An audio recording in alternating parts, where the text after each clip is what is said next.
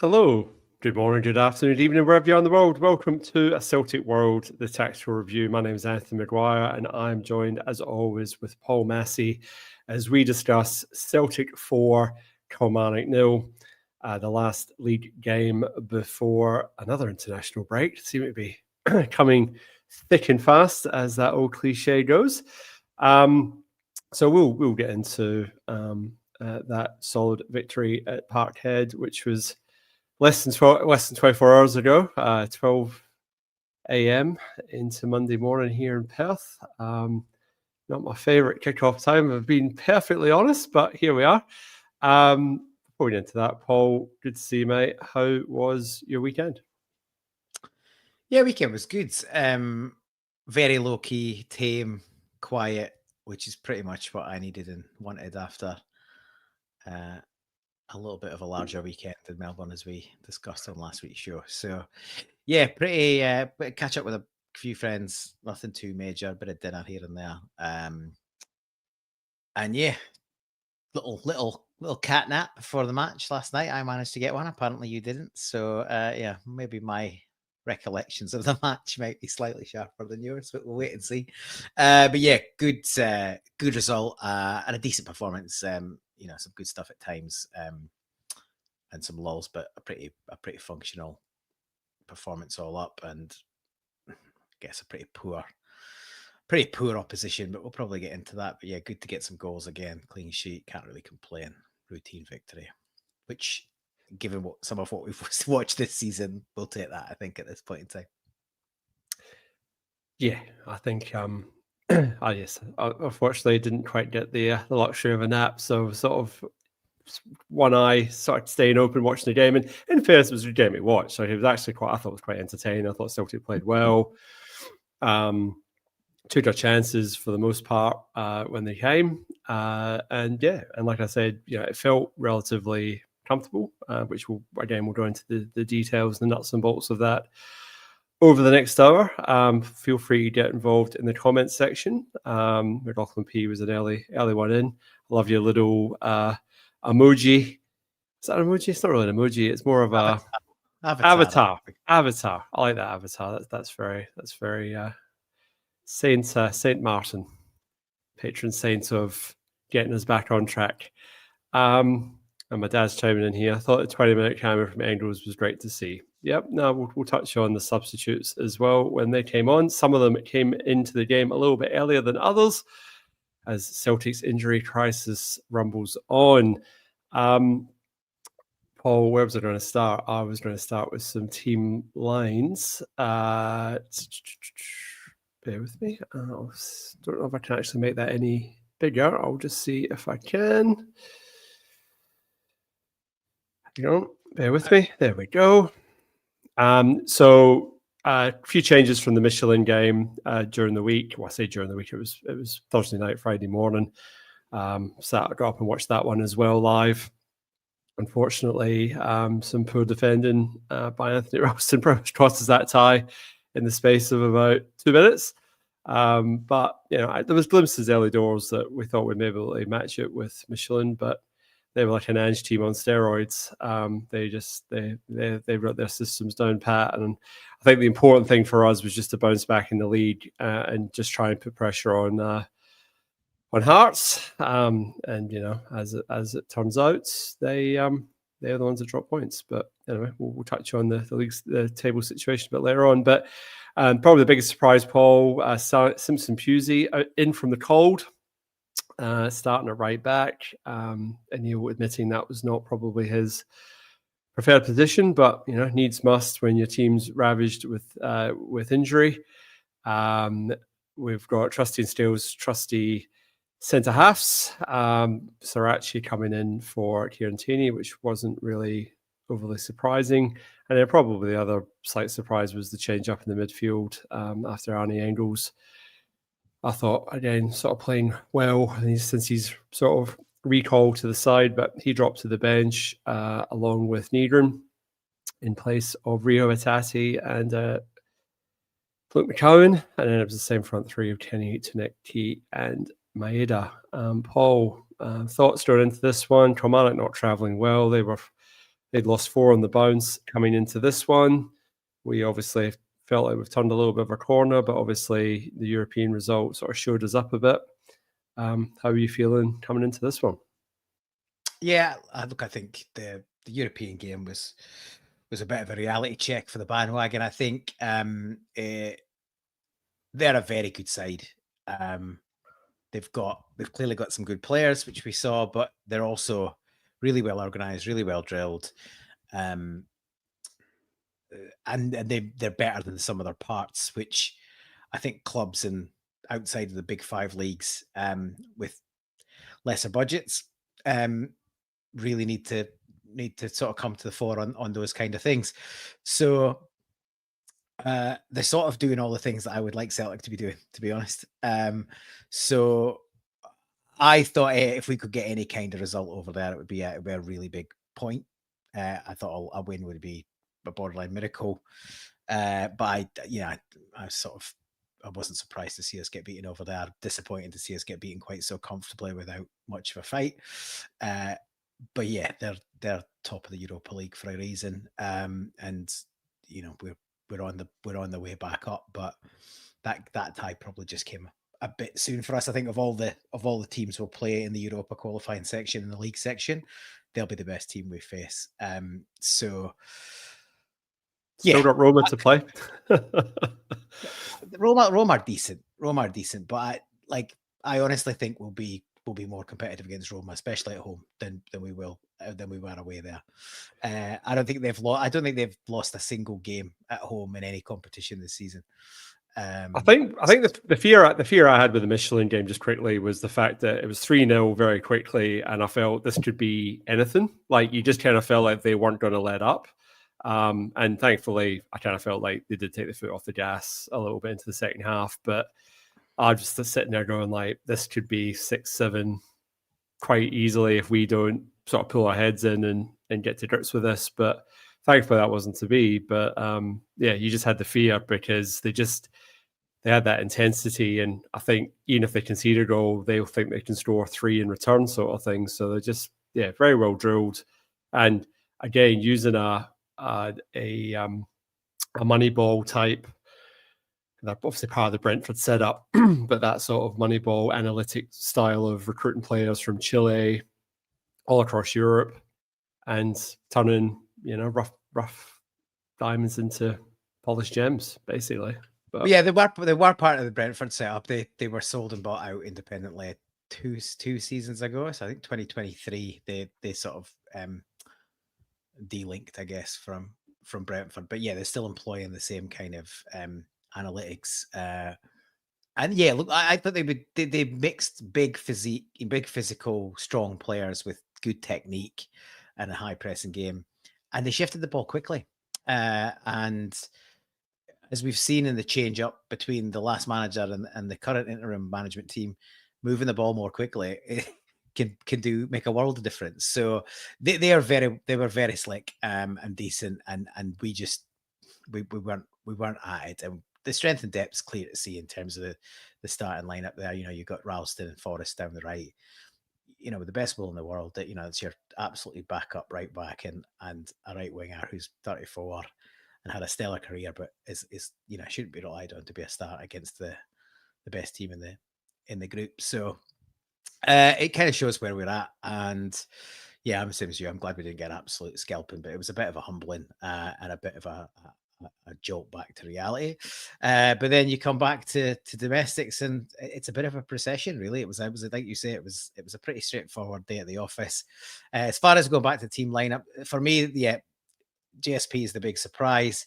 I've sort of given up speaking about him, to be honest, in recent weeks, because for weeks I said, well, you haven't brought him up here from Man City, from the Player of the Year in the second, the Premier League 2, which he was the Premier League player, bringing Premier League 2 young, the young version of the Premier League Player of the Year last year. You don't bring him up on a 1-year loan if you don't expect to be playing him pretty regularly. I honestly, genuinely thought he was coming up to be competition for Scales and to try and or CCV to try and break into that centre-back partnership. That's before injuries happened. So, we can only speculate what went on between him and the previous manager, but great to see him in the team. I think I expected either one of Engels or Nygren to drop out and just have a bit of rest and rotation. I was a bit surprised to see them both go out.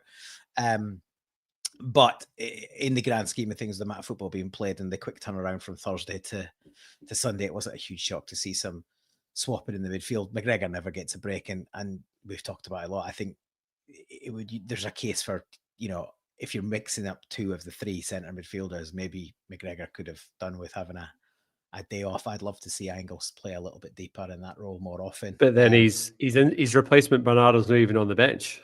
Well, yeah, that's if he's the so-called sort of alternate defensive midfielder, then he's not even making the bench. He didn't make the bench last weekend either. So it's a real head scratcher. It is an odd one. I don't know if it's fitness. I don't know if it's something else. He came on. He put himself about when he came on during the week. Unless he picked up a little knock in that 15-minute spell, you could have done, and then best not to risk him at the weekend. But yeah, like Simpson Pusey's the big surprise on the team sheet, especially playing him out of position. But and some people thought Ralston would be sat down after his performance on Thursday night, and that would see Donovan come back in. Donovan doesn't even make the squad, which is interesting. Maybe there's an injury there. We don't know. To put him down for a hamstring, that's probably fair. Everyone else has got one. But yeah, I thought Jemai Simpson-Pusey had a good game. He wasn't put under a whole lot of pressure, but I thought shaky start. His first pass was hit a Kilmarnock player. His second one, wasn't much better. Going, oh no, this is going to be maybe a mistake. And then all of a sudden, he sort of settled down and he got into the game. And thankfully, I think you're right. He wasn't put under a lot of defensive pressure. There was a couple of times he put some blocks in from a few sort of crosses, but for the most part, he was more of an extra attacking player. And yeah, I agree. I think he didn't do himself too wrong. I think he sometimes got the ball and he was a little bit flat-footed, and you're sort of thinking that's like a typical centre-half, like more like how they would probably take the ball in rather than more of like a wider player. But I think as he sort of got into the game, he got a little bit more expansive, and it was actually his cross for the first goal, actually. But we may as well bring up some images. I think there was a few chances before we actually scored, and we scored in 10 minutes, Paul. So Claxton alert. I think that's the second time this season that's happened in the league. Is that right? Yeah, that's the stat we're going with. So just bear with me as I pull up some images. So this was the first chance. So this was Maeda blasting sky high. So this was Simpson-Pusey put this ball in. Yeah. So attacking Tenecti, they link up, and then Tenecti gets the ball back across, and then Maeda, bit of space, but unfortunately leaning way back and going way over. And that wouldn't be the only one that he misses, but the irony being that I think he probably scored his hardest chance of the game compared to some of the. We'll obviously talk about that later, but I agree with you. I think he had a few chances, and we'll get to them. But I'm not convinced that the most obvious one was even going to be onside. But I think he took his hardest chance, and every other one was probably easier. And I think my biggest criticism of Kilmarnock all game was that they were quite static. They were sort of like low block with low intensity. Like they didn't really press us all that. They kind of basically let us do what we wanted. And occasionally when they beat our press and they got out, and we'll touch on their few chances that they did have, I just kind of felt they were just lacking in energy. And I suppose on the back of 4 defeats during the Celtic Park, it's a daunting prospect. But if you're ever going to play Celtic at Celtic Park, you want to be playing them after they've just been pumped in Europe. So you think if you're ever going to be in with a chance. But the other team lines for Kilmarnock was that Toby Alimemi, I can't probably said that right, but he's our reserve goalkeeper. He's actually on emergency loan at Kilmarnock at the moment, and he was ineligible to play. Obviously, can't play against your parent club. So that brought in Eddie Beach, who looked a bit raw in goals. So he was all at sea, I would say, was he not? That's not bad. I'll pay that. That's not bad. So this was the Kenny shot off the post. This was the next big chance. So this was on 8 minutes. So 4 minutes we had Maid over the bar, and then 4 minutes later it was good press. So Stales, Calmac, they picked the ball up. Calmac plays it into McCowan into Kenny, and he basically takes his shot. Gets good power on it. Keeper's beat, and unfortunately we half an inch. It would just have bounced in off the post, but as luck would have it, it sort of kissed the post and bounced out at an angle. Unfortunately, acute enough for Dizameda not to get on the end of it, because he's lurking, but unfortunately just wide of him. And Kilmarnock sort of breathe a wee sigh of relief, thinking maybe they've got away with one there. But fast forward 2 minutes later, and I'm assuming this is what the next image is. So we've got Taneki here playing through the intricate pass to Hatate on the underlap. And I'm assuming there'll be a few more images here. Oh, it's the back of the net. So Hatate getting that really, really deep cutback, basically almost out, managed to dig it out. And Kenny, in fairness to Kenny, this looks like a very easy goal to score. And yes, he's literally 2 yards out, but the movement from Kenny here is very good. He's not static. He actually is moving off his defender, getting in front of the defender, and is able to sort of tuck it away. And it looks a very simple, easy goal to score, but there's a lot of moving parts to it. But it had all the elements of a good Celtic goal, the pressing, and then making quick decisions, quick passes. Calmac to McCowan out to Taneki. Taneki obviously gets a little bit lucky with I think it was Robbie D's terrible defending, doesn't clear his lines. Ball was out to Hatate, and then he does the rest in terms of putting on a plate for Kenny. But a lot to like about this goal, and it just settles the nerves at 10 minutes, thinking, well, we could either have a real rough 90 minutes here at Celtic Park and bite our fingernails, or we can score an early goal and really be the masters of our own sort of destiny in this game. And I kind of feel like that was what happens, and that sort of laid that sort of feeling that I was feeling relatively comfortable with that, and the fact that I was absolutely knackered by this point. But anyway, Paul, take it away. What were your thoughts? Yeah, we would come close a little bit. Like, we just finishing was a bit slack and just not prior to this. Yeah, just not quite getting it clicking. But yeah, we got a good break. Like, it's a nice move, but we get a really nice lucky break with these, as you say, makes a bit of a pig's ear of it. Ex-Celtic youth captain, I think. So he maybe forgot what side of the field he was supposed to be on. I got distracted by the Green Brigade being in when they were banned. But yeah, he managed to make a complete hash of it. And yeah, Hatate's alive to it. He does a really, he gets there and he steers it back into the right area. And Kenny's doing what all good strikers do: is he's on the move, he's alive, and he tucks it away. So yeah, really good start. As I say, there've been a couple of near things beforehand, and sort of were good value for a 1-0 lead at that point. Yeah, absolutely. We'll bring up the next image as we're going through. So this was the one. Oh yeah, so Taneki here. I think this was on 27 minutes. Taneki does really well out wide. He beats one, if not two men, and then sort of gets the ball across into the 6-yard box. No takers. Unfortunately, yeah, come out, live another day. And this for me is probably where, so no disrespect to like Kenny, but this is just where if you had a more prolific goal scoring penalty box striker, these chances just get snaffled up, because I counted 2 or 3 really good ones where they were just crying out for someone just to get a big toe on it, or even any body part into the back of the net. But we just come out, live dangerously. We just probably a little bit profligate in a little bit of a sense. But sometimes it just doesn't sit for you as well. And I think there was a little bit of that as well. And I think the next one's the one with Dizameda. So this is it. So Taneki has the shot. This was like literally a minute after this. So they basically break with the ball and we win it back again. So Taneki goes, bugger it, I'm gonna have a shot this time. And then the keeper absolutely makes an absolute meal of this one.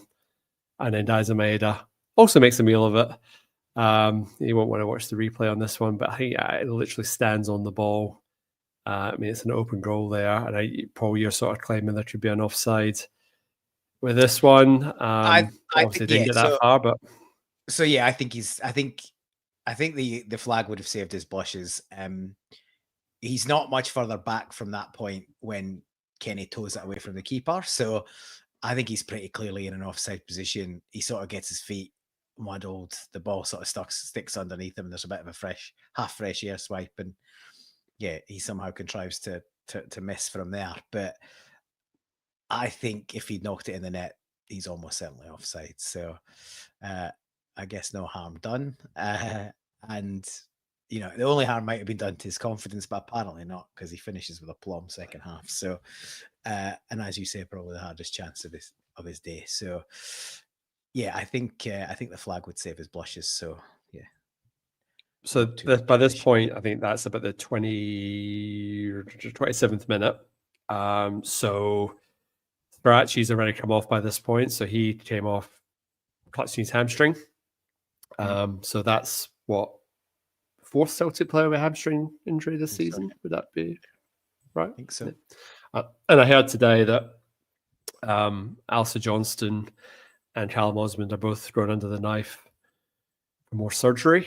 Obviously in AJ's case, I think he has surgery the first time around, but Callum Osmond also known surgery, so they won't be back anytime soon. Add that to Carter Vickers, but obviously Killie's not a hamstring. Jota's still out, so that's 4. And then, like you say, no Colby Donovan on the bench, no Bernardo today. So are we nursing more injuries? And then in the Nacho, he's on his hamstring as well. He's got his hamstring as well. So it's at least 4. I think we've had some little niggles elsewhere, which maybe hamstrings. So yeah, I don't know if it's just bad luck or if it's if there's something to do with the training or whatever and warm-ups, or I don't know. But it's a lot of hamstring injuries all at the same time. I suppose you can probably take ages out of it because he's as long-standing, and I think he was rushed back, which I don't really think there was a massive need for, and I've said that previously. But yeah, so actually he was having a good game. He got down his wing 2 or 3 times. He put balls across, and it was just going for another one of those on the touchline where he sort of overstretches, and he then pulls up, and you're just thinking we can't buy a bit of luck at the minute on the hamstring injuries. Osmond was in tears on Thursday night because he was just starting to get into the game there, and he's obviously just at the start of his Celtic career. That made me quite sad. That because it's the ultimate highs and lows of football. Score against Rangers the weekend, you're going to be looking for getting either starts or at the very least getting 20-30 minutes off the bench here or there. So he was going to progress his professional career, and then he's just sort of overstretched for one, and that's it. He's going to be out for the foreseeable future, and he's going to miss that opportunity because you would think we might sign a striker in January. So we can't go on just with Johnny Kenny. No disrespect to Johnny Kenny, but he needs a wee bit of help. And if Iheanacho is still nursing a hamstring injury, I'm not convinced he's definitely a long-term answer either. Yeah, I mean, I don't know, putting a cheeky bid for the lad at Michelin, he looked pretty handy. Anyway, I'm just going to bring in a few comments while you're sort of thinking that over, Paul. So send short, afternoon troops, afternoon to you, sir. We've got Jake McMahon, he's all the way over in Cyprus. Hello, hail to you, sir. And then a couple more here. That one's just jumped along. Hail troops, hail to you.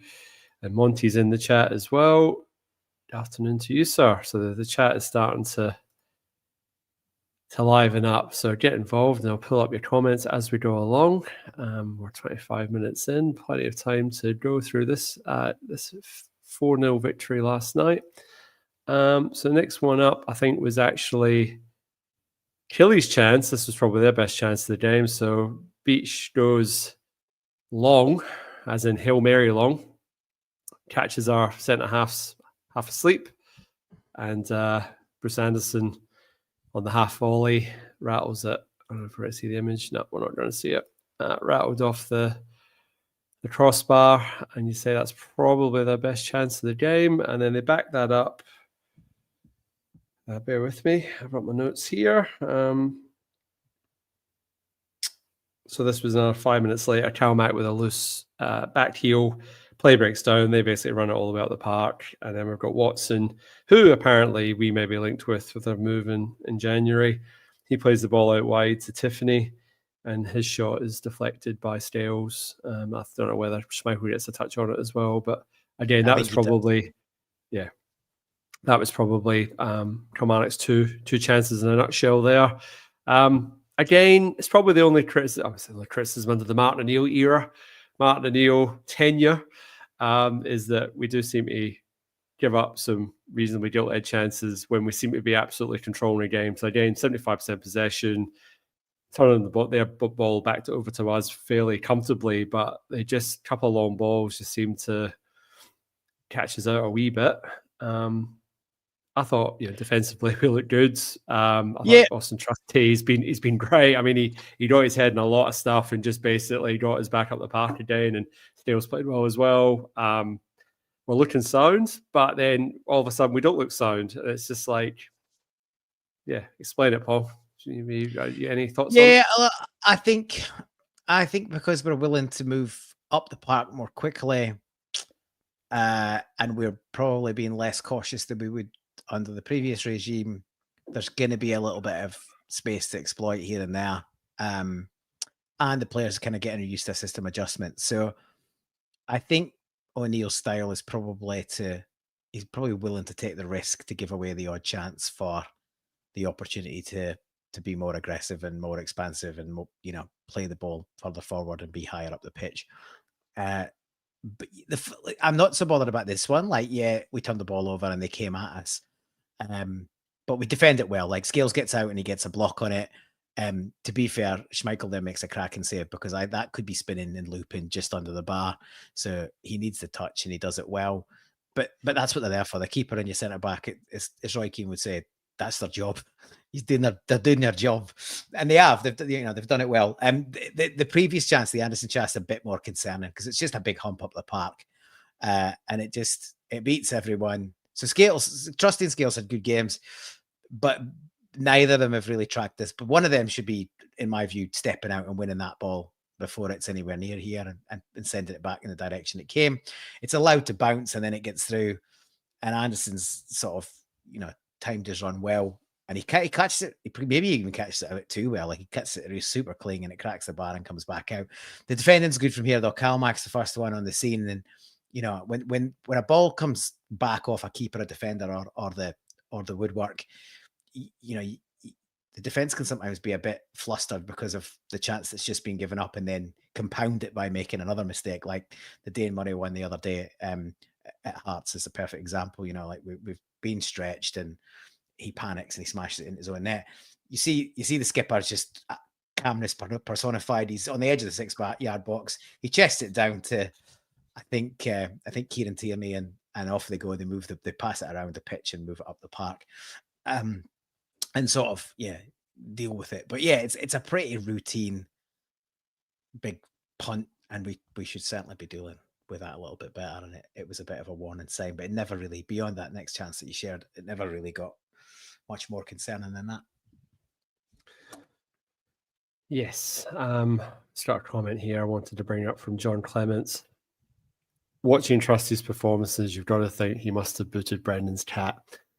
There'll be no cat bashing on this podcast. And also, we're not going to pull the knives out and shove them into Brendan. But I mean, you have to wonder why Dane Murray was selected in favour of Austin Trusty, because he has not put a foot wrong since he's come back in. He's looked dominant. He's looked quick. He's looked like, if anything, he's passing from that right-hand position with his left foot actually gives you the angle for Tanecki or Tierney or Srirachi to actually run onto it. So the cover of the pass actually looks pretty good, because if he uses his right foot, he's usually only passing it out to the right back or the right winger anyway, which is a shorter distance. So it's not actually looking all that off balance, if that makes sense. So But I thought it's been looking really good. Yeah, and he's been great. And while we're talking about the back four, one of the things I sort of picked up on in this game, and Simpson Pusey was partly responsible for this as well, is under the old sort of structure, the passing between the back four would be like from player to player to player to player. Like they didn't really skip players out very often. Like the right back would pass to the right centre back, who would pass to the left centre back, who would pass to the left full back.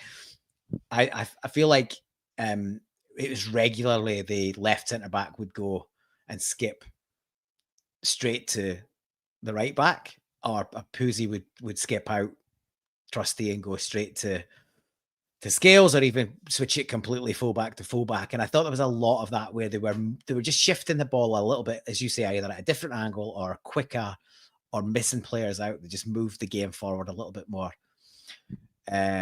Just more intensity, bit more speed. And then they were also, and we've seen this a little bit since Martin came in, is that there was the back four on the ball are more than happy to, not all the time, but every so often, just take a 2, 3, 4 yard sprint, sort of break the line, and then push a forward pass into midfield, rather than just waiting for Callum McGregor to take it off their toes, which was always the way under the previous situation. Like Brendan was so intent on McGregor starting everything and the defence not giving anything up cheaply that he basically came right back onto the toes of the centre backs constantly, and sort of just slowed the game down and meant the game, I guess, meant the build up was starting from much deeper, and therefore the defensive opposition had much more time to get themselves set, which again makes it harder to break down. So yeah, little bits and pieces of change, and I think it's for the better.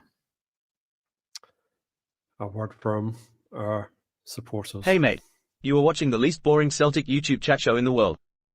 And it is totally free. Jeez, that's got to be worth a subscribe, eh? Please like and subscribe. It helps other like-minded Celts find us online. Second half, Paul. We're doing well time-wise. We've got, this is a corner from Luke McCowan. Maeda, good position. Free header, you'd say. Unfortunately, over the bar. Good power, but no placement. And I think even if it was remotely on target, with the greatest respects to Eddie Beach, I think he probably would have made a meal of it and it'd been in the back of the net. But not to be, but a good bright start at the start of the second half. So that was bang on 46 minutes. But 51 minutes, this is where the fun begins, as they say. Bear with me. I've got another image of it. There we go. So bit of a build up to this one. We had Calmac doing a driving in 1-2, I think, with Luke McCowan. Breaks down, then it goes out to Tanecki. He gets a deep cross in, no takers on that. Simpson Pusey recycles the ball, so he busts a gut to keep the ball in. He passes the Tatty. Stales kind of dummies, sort of half passes, half dummies. He gets to Kieran Tierney, and he's like, you know what? Part in the Red Sea, and just says, I'm going to have a shot here. And defender sort of comes across KT, maybe obscures the keeper. I'm giving Beach a wee bit of a lifeline here. And then it sort of nestles into the keeper's left or right hand side. Beautiful goal. And I think Kieran Tierney's celebration. I don't know if Gav's loaded up a photo of that. He has. I knew Gav would. You can see he enjoyed that one, Paul. And it's just a snapshot or a glimmer of what a fit Kieran Tierney could do for this side. And it's just unfortunate that we're just going to probably see it in patches, probably this season. Hopefully, you never know. Maybe he gets over his injuries and I think that we're talking about it, the psychological aspects of it. He obviously feels like a creaking gate, and it's like, is this going to be the run that injures me and then I'm out the game again? It must be hard with that sort of just constant nagging doubt that your body's going to let you down. But then he's capable of moments like this, and he's had a few wee half chances so far this season, but he's taken this one, and 2-0 start of the second half. Any halftime team talk from Stuart Kettlewell's probably gone out the window at this point. Yeah, look, this is what you want from KT, and to me, this is different finish and different angle, but not dissimilar to like, the space and time that McGregor was given by Rangers in the semi-final for his goal. Look, like Killie they're clearly not expecting him to step in and shoot. Like he's got in and he's drilled a lot of balls, sort of dangerously flashed him across the goals and into dangerous areas. And I think they're just expecting more of that. And to be honest, even allowing him to do that's pretty slack, because that's how we get the third goal in the semi-final. Osmond's goal is a great drive and run from probably only marginally wider than where he is here, and then smashes the ball across. It just opens up for him, and it's a great strike, drilled low, hard, accurate. Keeper isn't really at full strength. I think he's got his angles wrong a wee bit, but he's, as you say, he's had a bad day at the office. But it's a decent strike, like it's a very good strike, nice, low, hard, difficult to save, and you can see how much he enjoyed it and how much it means. First goal back, as some of the guys in the comments are saying, that he's had quite a few assists. He's had some really good deliveries from deep. Like he's had those driving ones where they're low and hard from byline or from between the 18-yard line and the byline.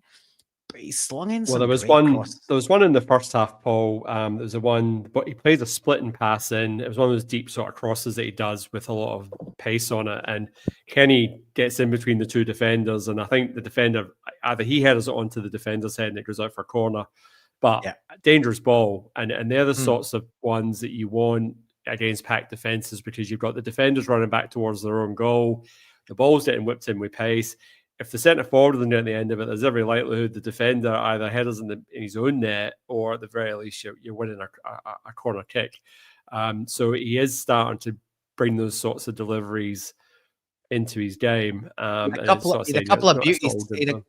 couple of beauties up at Dundee, and he actually nearly helped himself to a header really late on. And he should have. I just feel like that's clearly a weapon we should be using more. If he's on the pitch, we should be getting him in that sort of edge of the final third and getting runners in and whipping it into that area. Because as you say, defenders going back hate it. Goalie doesn't know whether to come or to leave the defenders to deal with it. And strikers and attacking players have got the run on the defense, so they should be favourites. So want to see him doing more of that. I just think there's a few little bits and bobs. Like, we'll get on to Engels, but getting him in wide areas and getting him playing delivery from deep into dangerous areas, that's a definite asset. And we kind of need to be. I just feel like we need to be using those weapons in the team more regularly, because you've got those assets. Why would you not? Why would you be using them at sparingly when you can try and put more pressure on? So KT and Engels, obviously big players, and starting to come on to a game that I think, certainly I think we're in agreement that, I don't think anyone's in disagreement on Kieran Tierney, other than he's not been fully firing yet. But obviously there's still some debate around, not here on this show, but there's debate around more generally in the support that Engels is, that splits some of the people. But I think there's definitely evidence that there's quality there, and we just need to see it more often. This was the Anthony Ralston shout for a penalty, because he'd replaced Simpson Pusey by this point. So he was one of the substitutes. Bear with me as I bring them up. So Benji Negrin came on at 64 minutes for Luke McCowan. Ralston came on for Simpson Pusey at 64 minutes. Admittedly, I might have been half asleep by this point, but it did happen. And then at 78 minutes, we had Arnie Engels coming on for Johnny Kenny, and Yang coming in on for Tuneki. Paul, I didn't think this was a penalty. It's sort of a bit clumsy, but not enough for me to sort of award this. But this is the perfect segue into Don Robertson. I think it's important to address poor refereeing performances when you win comprehensively, because it's not like, the referee was crap. We won in spite of a pretty crap refereeing performance.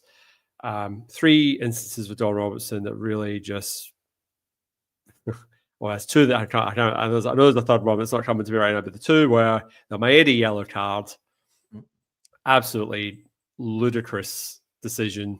No contact made. That Kilmarnock player, he should be ashamed of his play acting. That's just terrible all around. It was Maeda again in the first half, so he got pulled up for encroaching on the goalkeeper, even though he wasn't actually, as far as I could see, doing anything wrong. And referee spoke to him about that. And well, he's backing off him. So what's the problem there? And then the other one was basically Kilmarnock had a play. We broke out. And then the linesman then puts his flag up for offside after it's all played itself out. We're halfway up the park. Callum McGregor's at the ball. And then Don Robertson blows back for a free kick. And it's like, way to kill our counter-attack. And it's just not having the football and brain to know that, like, when to play a clear advantage.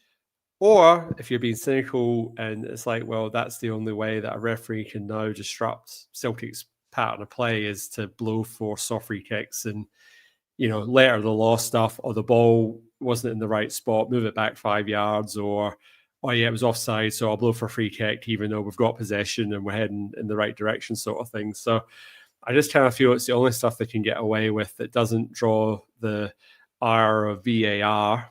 And it's all these little 1%ers. In a game like last night, it doesn't matter because we were head and shoulders above Kilmarnock. We're going to win that game regardless. But when you're playing, Hearts, Rangers, Hibs at Easter Road, they're the little things that just disrupt your rhythm and just stop you from getting on a game. And it's the same donkeys that are wheeled out in the Premiership every week. Like, there's going to be no consequences for that yellow card for Maeda. And then you had VAR looking at the penalty decision, which was as clear cut as you're going to get. Like, Don Robertson was right in front of it, rightly blew for a penalty. And then VAR's reviewing it. It's like, there's nothing clear and obvious with that. But anyway, Paul, any thoughts before I don't really dwell on it, but, I just figured we should mention it. Yeah, this isn't a penalty. I think Ralston's trying to be cute here. He's got a player running alongside him. I think he's hoping that they have a nibble. It's not dissimilar to the Dane Murray one the other week, actually, against Hearts. So, Ralston's looking for it just the same as, I think, was it Braga that was looking for it then? And Murray obliged him there, but this defender doesn't. But he's already decided he's going to go. So no penalty for me. Could have actually even got a booking for simulation, to be honest, because he doesn't get any contact and he goes down. So easy decision there. The other stuff, you're right, spot on. There's a few other things, like there was inconsistencies on yellow cards. Like they had some pretty blatant fouls that should have been yellow cards and they were just waved away. I think the Celtic TV, Paul Currahay, got very excited and thought that Lions rugby tackle round the head should have been a straight red. Now, I think he's probably got a bit excited there. It's a yellow all day long, to be honest. And they obviously hooked him shortly thereafter. But yeah, the camera caught Don Robertson's face just after he blew up early when we were on the break and they should have played advantage. And he just looked like a kind of schoolboy that had been caught with, his hand in the, tuck shop till or whatever. He realized he'd made an absolute pig's ear of it. It was too late to reverse it at that point. But yeah, he's not a great ref, right? We see in every performance he's at, there's always little bits and bobs that is either daft or inexplicable or inconsistent. So the biggest one's the Maeda yellow card for non-contact it's just ridiculous. Like, I don't know if Gav's got a still of that, but there's an angle that shows there's complete and James Brown's ridiculous. I have seen actually a mixed replay. I think it's Tam Selic's son on social media. How was he not booked? How was he not booked for that? Like, I'm talking about the penalty at the end. He isn't booked for dragging Yang back. Yeah, I think that was the other one in my head. That should be a yellow card, and that's the inconsistency, right? But yeah, there's a good anyone that follows Tam Selic's son on Twitter X, whatever you want to call it, he's done a little montage of James Brown's simulation to get Maeda booked with I think the Get On Up James Brown song, obviously, which is a nice bit of work. a bit of the old social media work. But yeah, just a bit of a farce. And as you say, you know, you get sour grapes thrown at you when it's a game you've dropped points. So if it's a game that you've won convincingly, I think it's the right time to highlight it. And yeah, just the usual. Just the more we see it, I just think you've got to accept Scottish referees are bloody dreadful. Would this be Bobby Midden going on podcast doing the old sort of like, oh, that was a penalty, that was a foul, it was a red card, it wasn't a red card? Is that who we're talking about here? I know he does that on his own social media. I don't know if he's been on fan-based podcasts. Has he? I don't know. To tell. McLaughlin P, fill us in. You know, I really want to waste my time watching a refereeing podcast. I'd rather, you know, watch paint dry myself. But, you know, to each their own. My old man, he sort of made this at the start of the thing here, saying 20-minute camera from angles. Well, I think this defense splitting pass is the defense splitting pass to end all defense splitting passes, Paul. So we've got young Angles here, looks up, and he feeds the ball through to Daz Maeda. This was the chance that we say is probably his hardest chance of the night. Makes short work of this. Perfectly weighted. Defenders diving in, but to no avail. He's pulled it wide. Keeper, as you say, I'll steal your pun here again. All at sea. And 3-0. And you're thinking, well, that's a nice wee steady day at the office. But this was a really lovely goal. I quite like this. This sort of woke me up again. I was sort of a little bit sort of currying in, ready for my sleep, and then it's sort of like sparked me up, woke me up again. But this was nice. You really couldn't sort of fault, and just quick play and good quality passing. And this is what you were getting at earlier, Paul, just with getting Angles in a slightly wider position, be able to angle this sort of ball in. It needs a willing runner. And by this time, Maeda was your centre forward, because Kenny had come off, and you had who'd you have in the wings at that point? Yang on one side, and I suppose it was Angles in the other. Would that be fair by that point? I think that's Negrin was playing over. Oh, Negrin's on. Sorry, yeah. So probably floating around a little bit of fluidity there. Yeah, he's just got himself in a weird position. He's picked it up. He's got his head up, and he's seen Maeda's run. He's bent an absolutely brilliant ball around the corner. Maeda doesn't need to even break stride. The hard bit for him here is he's well beyond the front. He's beyond the 6-yard box there. So in terms of the angle, but I think he hits it nice and early, which doesn't give the keeper much chance, and he fires it low and hard into the bottom corner. It's a really good strike. If you look at like all the other chances that he's passed up, whether he was onside, offside, whatever, I think every single one, including the header, including the one he leans back in the early first or second minute, they're all easier than this. The one that he comes on to, I think even the one from Ralston later on, is arguably probably a little bit easier as well. It's closer. It's not as tight an angle. But yeah, he takes it nice and early, doesn't have to break his stride, and he gets a really good contact, and the keeper's got no chance. It's one of the best goals we've scored this season. And Angles has got a habit of throwing that ball down that channel. It doesn't all like the ball, will often arrive at the right player. It doesn't always get the finish it deserves, but yeah, cracking goal. And yeah, that if it wasn't already safe and sound, the third goal did it, and then this just put the tin lid on the performance. And yeah, Engels, the 14-minute cameo, manages a goal and an assist, which is not a bad effort for less than 15 minutes of football. This is as stonewall as you get. So this is Brown pulling Yang back. He's sort of saying, it started outside the box. So it's like, no, it probably really started inside the box there, pal. It does start outside the box, but the laws of the game are it's where it finishes, and it's clearly finishes inside the box. It's as simple a penalty as you'll see to be given. And Engel steps up and makes no mistake. Doesn't do the sort of start and run up that he's done a little bit. He just reasonably short run up and smashes it in the bottom corner. And he seemed pretty pleased with it. And as I say, good afternoon's work for him, sitting his backside most of the day. Great assist, good penalty, and 4-0.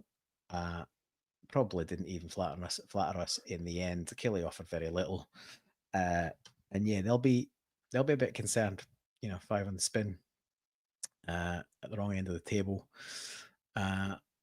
I think they were sitting third at one point, weren't they? Yeah, They started off right. Yeah, I think the thing is the league is relatively tight. We've dropped points. Now Hearts are starting to drop points. Like everybody's dropping points. So I think that drops Kilmarnock to 10th on 10 points, same as St Mirren. That's only 2 above Livingston. Equally, it's only 5 from 6th place as well. So, it's only 8 away from Rangers and Hibs. So, a couple of results and suddenly you jump up the table. Equally, you drop a couple of results and you're back down. So yeah, I think this is going to be an interesting season. There are going to be more drop points across the league. I think by everyone more than maybe there have been in previous seasons. We've got a little bit of time, so it's probably worth pointing out. Not only have we got a bit of a hamstring crisis going on, we're also not that far away from the African AFCON. Yeah. So I think that starts late December. Our players start leaving in late December. So we've got potentially Iheanacho, if he's fit again, Tenekti, and Balakwisha. No? And Balak. Did he play for Congo? I know he's eligible. So yeah, I wouldn't be picturing. To be honest, like as a nation, I don't know how to be picturing him. But he's of a nationality where he could theoretically be selected, but he'd actually maybe have to do something before that happens. Yeah, I don't think that might not be a huge loss if he ends up away, but Tenekti would be a big loss, and if Iheanacho's fit, then that'd be a loss as well. So we're definitely light on. And we still don't know. We don't know who the manager's going to be. We don't know when that will be in place. We don't know if they'll get a chance to assess the squads before the January window. There's a lot of. We have got a frantic fixture build up though. Like when we come back, like we really need to hit the ground running because it's just like McLaughlin P just sort of said it there in the comment before, but our list of games is just like you've got St Mirren away, we then got Feyenoord away, Hibernian away, home to Dundee, home to Hearts, home to Roma, and then we've got the Scottish League Cup final, and then we've got Dundee United away. So that's the rescheduled game from the one that we missed because we were in the League Cup semi-final. Then that same week, we then play Aberdeen at home, Livingston away, Motherwell away, Celtic Rangers on the 3rd of January, and then Celtic Dundee to round out that group of fixtures. So that is an absolute massive block of fixtures.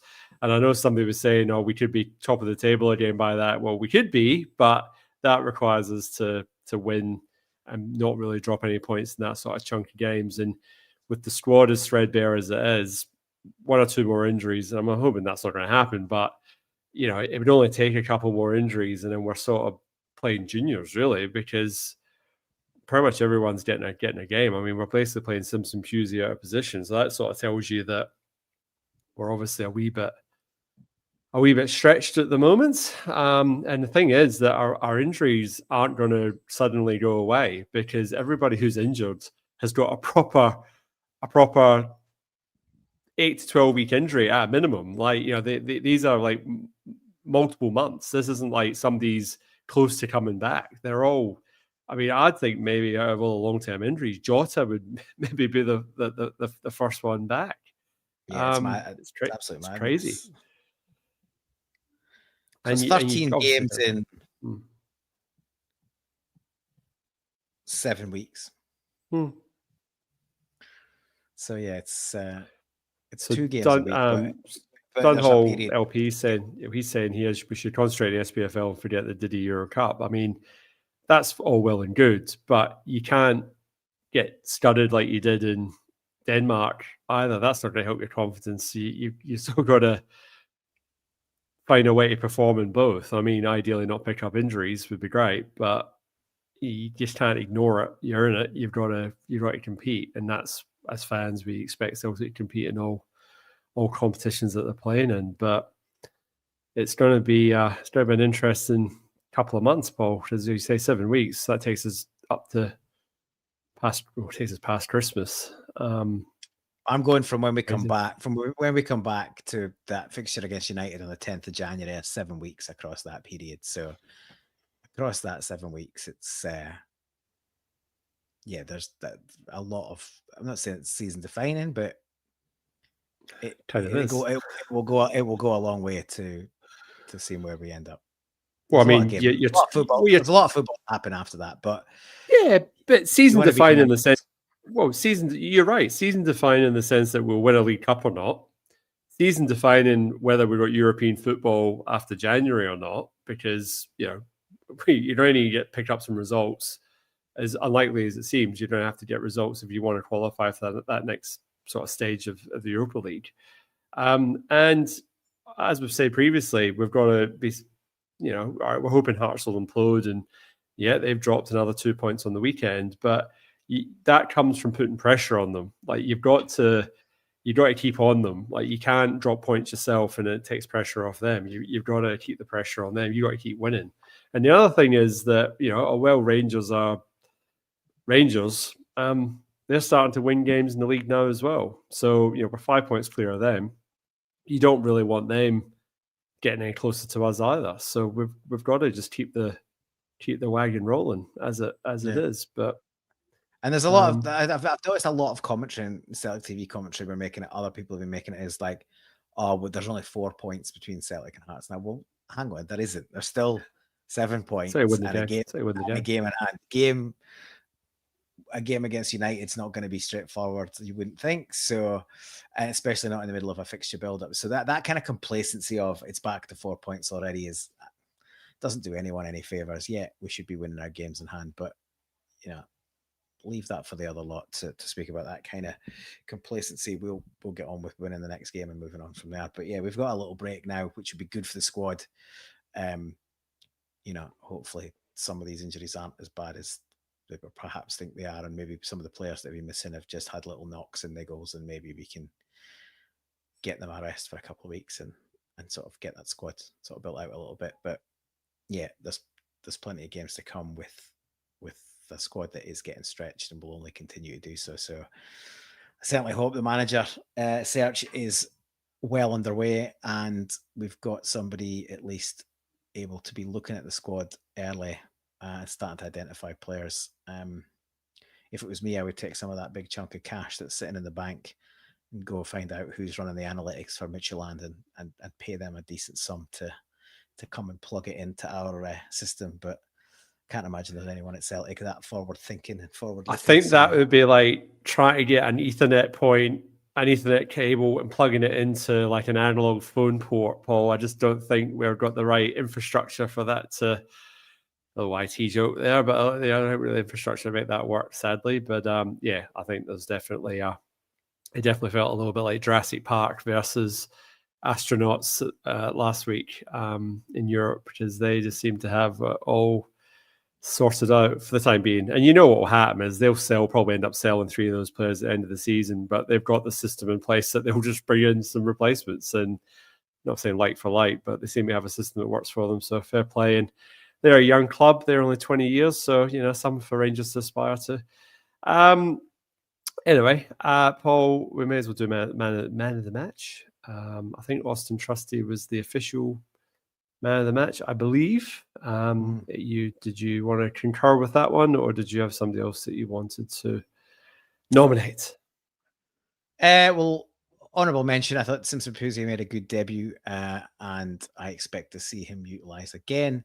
I did wonder if perhaps that was a precursor to maybe experimenting with a back 3, which might allow a bit of shape change and allow us to, if we've got 3 fit centre backs, maybe you play 3 fit centre backs and maybe you use some of these midfielders that keep sitting on the bench as well. So we'll see. So good debut for him. Awesome cameo by Arnie Engels, and I think we'll see him in and around the side much more readily and regularly than we have done under Brendan. But yeah, I will agree with the sponsors and say Austin Trusty is my man of the match. I agree. basically because I'm too tired. So I'm not trying to fight that one. Paul, any recommendations for us, mate? We're on the hour. Yeah, quick one. Just do one this week. No telly for me this week, although I have been watching some bits and bobs, but we'll get to that in other weeks. 7th album from White Lies was released this week, or Friday. White Lies broke through 2009. And yeah, the early album's brilliant. In fact, all the albums are good, but yeah, the 7th album came out. It's called Night Lights. If you enjoyed their sort of first 2-3 albums, then it's in a very similar vein. So yeah, another band with a decent sort of 15-20 year career, putting out good material deep into the career. So yeah, White Lies, Night Lights is my album recommendation of the week. I'm watching Tom Kedridge, Confessions of a Pub Kitchen on SBS On Demand in Australia. Big unit. Has a Michelin star pub somewhere in south of England. So he's got 2 seasons of it. They're just showing you how to do pub classic meals with a bit of a fancier twist on it, but shows you how to do it. And yeah, like I said, he's a very affable bloke, and they're only like 25-minute episodes, so enough to hold my attention span. That's limited these days, as is the world of social media and everything else that's going on in the world. So yeah, good one to watch if you're just looking for a little bit of easy watching during the week. Paul, it's been a pleasure. Hand and Flowers, is that the pub? Hand and Flowers, is that his pub? I think it is. Yeah. Marlow, I think it is, just along the road. There you from go. Well done. Maidenhead. It's on my list. Still never been, but yeah, I know. I want to go as well, but then I looked at it, I went, probably never going to get there. But yeah, it'd be nice one day. I've got a mate in Maidenhead, and I've got some extended family in Oxfordshire, so there's probably no excuse for really not getting along next time I'm back in the UK. Although, who knows when that will be? It's probably talking years rather than months, but we'll see. Your liver said no. So anyway, we are not going to be back next week because Celtic's having a week off. So we'll be back in 2 weeks' time. So we'll be covering the St Mirren game, which is 4 a.m. on a Sunday. So I'm not quite sure if that's like into Sunday morning. So I don't know how that is, but it is. It's a Saturday. Yeah, it's an 8 p.m. kickoff on Saturday night in Scotland. So it's 4 a.m. for us. Who thought that up? I don't know. But not helping my sleep. But I've got a week and a half to recover. So certainly won't be waking up to the middle of the night to watch Scotland. Maybe Scottish fans will be enjoying an evening kickoff on a weekend. I don't know, but maybe it's a pain in the arse for us. We don't know if you're getting a ferry over or not. Anyway, we're all done. We'll be back in 2 weeks. We'll be covering that then. So enjoy the international break if it is what it is. And we might, you never know, have a new manager in place by then. So we'll see. We'll cross our fingers and our toes. But, we've got St. Martin and his press conferences keeping us amused in the meantime. So all that's left to say is hail, hail. Hail, hail.